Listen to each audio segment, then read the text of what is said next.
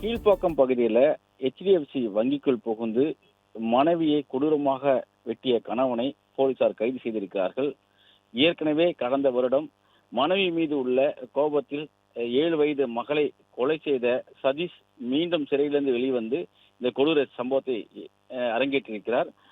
ஓட்டேரி மங்களாபுரம் பகுதியை சேர்ந்த ரெபேக்கா என்ற பெண்ணை தான் அவர் கொடூரமாக வெட்டியிருக்கிறார். ரெபேக்கா HDFC வங்கியில கேஷியராக பணியாற்றி வந்திருக்கிறார்.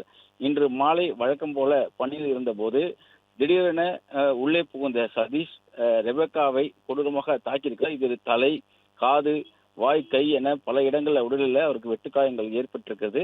உடனடியாக அக்கம் பக்கத்தினர் அவரை மீட்டு கீழ்ப்பாக்கம் அரசு மருத்துவமனைக்கு அழைத்து சென்றிருக்கிறார்கள். அங்கு அவர் தீவிர சிகிச்சை பிரிவில் சிகிச்சையானது நடைபெற்று வருகிறது. சதீஷையும் பொதுமக்கள் பிடித்து காவல்துறையில் ஒப்படைத்திருக்கிறார்கள்.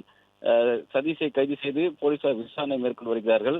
கடந்த ஜூலை மாதம் ஸ்டெஃபி என்ற 7 வயது மகளை கழுத்தறுத்து கொலை செய்துவிட்டு இவரும் தனது உயிரை மாய்த்துக் கொள்ள முயன்றார். பின்னர் போலீசார் கைது செய்த நிலையில சிறையிலிருந்து ஜாமீனில் வெளிவந்தவர் மனைவியை தொடர்ச்சியாக மிரட்டல் விடுத்ததனால குண்டர் சட்டத்தில் அடைக்கப்பட்டார்.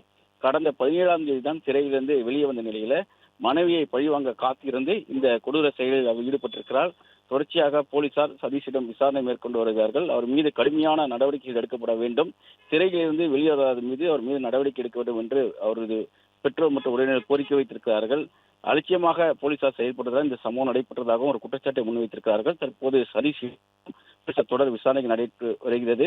பொதுமக்களும் மற்றும் அந்த பகுதியில் இருக்கக்கூடிய வங்கி அதிகாரிகள் அனைவருமே அதிர்ச்சி அடைந்திருக்கிறார்கள். தொடர் விசாரணை மேற்கொண்டு வருவதாக காவல்துறை தரப்புல தெரிவிக்கப்பட்டிருக்கிறது. பிளே ஸ்டோர் மற்றும் ஆப் ஸ்டோரில் இருந்து பாலிமர் செயலியை QR கோடு மூலம் பதிவிறக்கம் செய்யுங்கள்.